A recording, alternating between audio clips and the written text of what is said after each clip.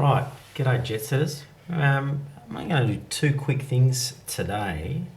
One is a couple of videos ago I talked about the $1,000,000 question being where is the retracement for this move, and the fact that in the previous kind of tankings, particularly like here for example, back in 2018, you do get some pretty deep retracements, right, to the 61 there, right? I'll go back and look at some of the other ones, .com and GFC, and here we can see that on the weeklies it's stalled right on the 61. It's opened up a little bit firmer this morning, but to me that is telling that this is where it stalled on the weeklies. Those little candles there, they are a little bit dangerous. They're reversals. So to me, I'm pretty wary about what's going on at the moment. That to me is just indicative of a bear market retracement. Go and look back at the video from a couple of videos ago. Now the other thing that I'm going to look at, this is a weekly, and one thing that has always bothered me about the price action is this, right? To me that's unfinished business. It's just bugged me no end. These patterns, these megaphones, reverse symmetrical triangles, whatever you call them, to me they're always they're not a continuation pattern, they're a reverse one. This one, when it did it and then it continued, right? That bugged me, right? I mean, it's interesting that it's come back and kind of tested it in there, right? But to me, that's no consolation. They are a little bit crazy when you think about it, because you get a higher high, then you get a low, then you get a higher high, then a lower low, then a higher high, then a lower low. That whole thing says indecision, and it's on a big scale, right? It's over like 3 and a bit years. And these ranges are increasingly large. Not a healthy sign. Markets like certainty. This was not it. And then we have this. And that always bugged me, right? Anyway, I was Googling around and I'll look at, other people and their comments on the markets. And one guy who I look at every now and then, he's called Michael Silver. He does a channel, Figuring Out Money. He's got some interesting stuff every now and then. I get the feeling he's not a total shyster like a lot of the commentators out there. I don't get the feeling he's trying to flog me stuff, or flog people who subscribe to his channel stuff. He's, he gets paid, I think, for, advertising and stuff like that, right? But at least I don't think he's got any shitty chat rooms or trying to sell you rip-off courses, right? Anyway, he had a video and he's talking about oil. And he brought up this guy, Jesse Livermore, who I hadn't heard of, who's a famous trader from the 1920s who made $1 gazillion back then. Sounds like he was a bit of a shyster. But this is one of the, he's regarded in some circles as being one of the best traders of all time, right? He came up with this, like this is his theory on speculative price action. And I saw it and I thought, sweet mother of God, that is familiar, right? 1, 2, 3, 4, 5, 6, 7. Let's have a look at that, hey? See how that matches up to what we've got here, right?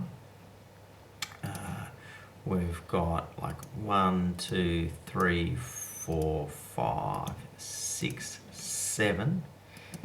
And then it comes up. Got a little 8, a little pause there, 9, little pause there, 10, 11, 12, 13, right? Let's go back to here. 1, 2, 3, 4, 5, 6, 7, then 8, little pause, a little kink, 9, another little kink, 10, then it turns on 10, 11, 12, false move, 13, 14, all the way down, right? To me, that's exactly it, right?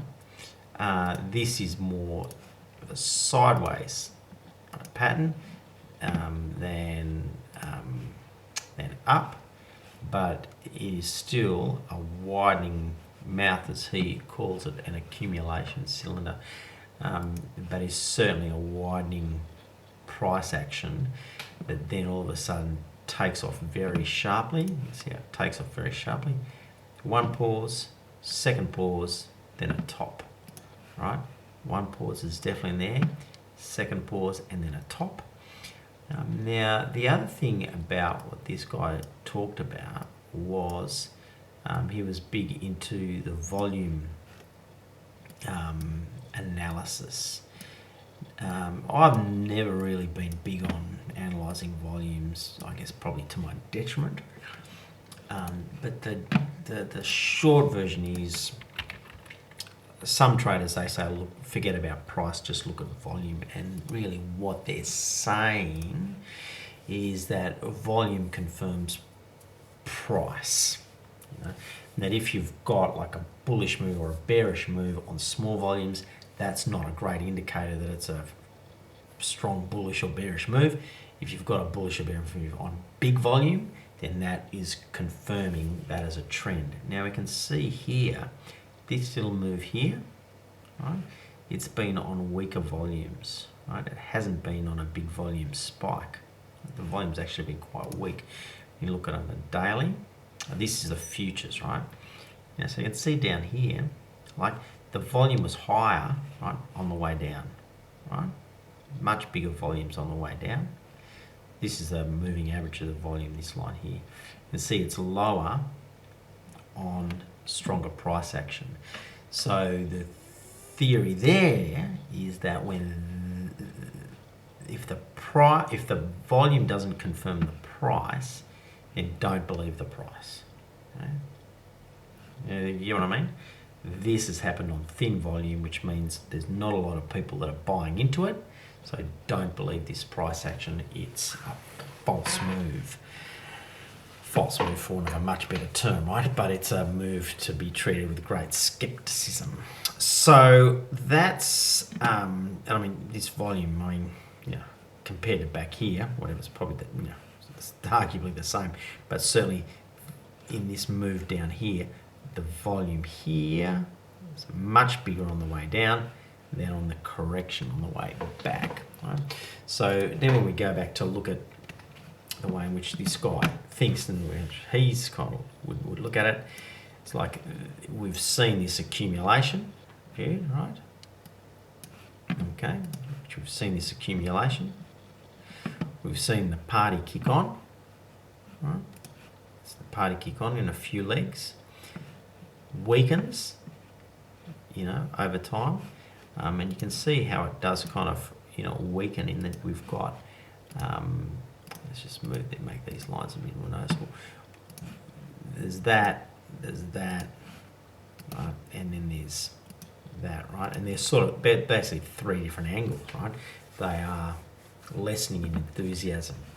And I reckon if we put the RSIs, we see that as well.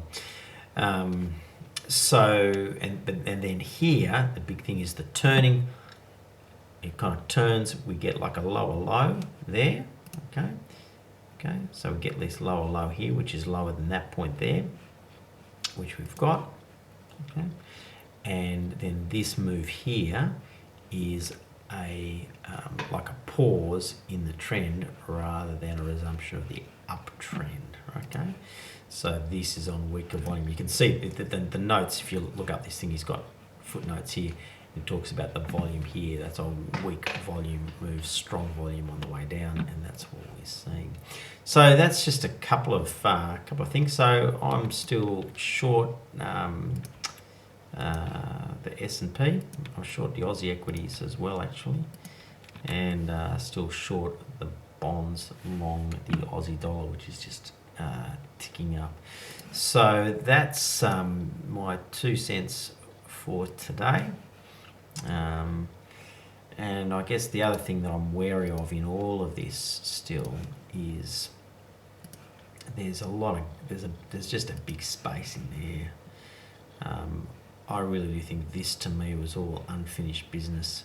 This is just smoking crack. There's a big gap up in there, where it was just pretty much, I mean, really it was just all one way, very little retracement, very little overlapping action. The market's ripe, right, to come back in and have a bit more of a go and think about what's going on in there. Quite a big corrective move in store, in my opinion. Look, that's about it. Have a good one. We'll catch you later. Ciao.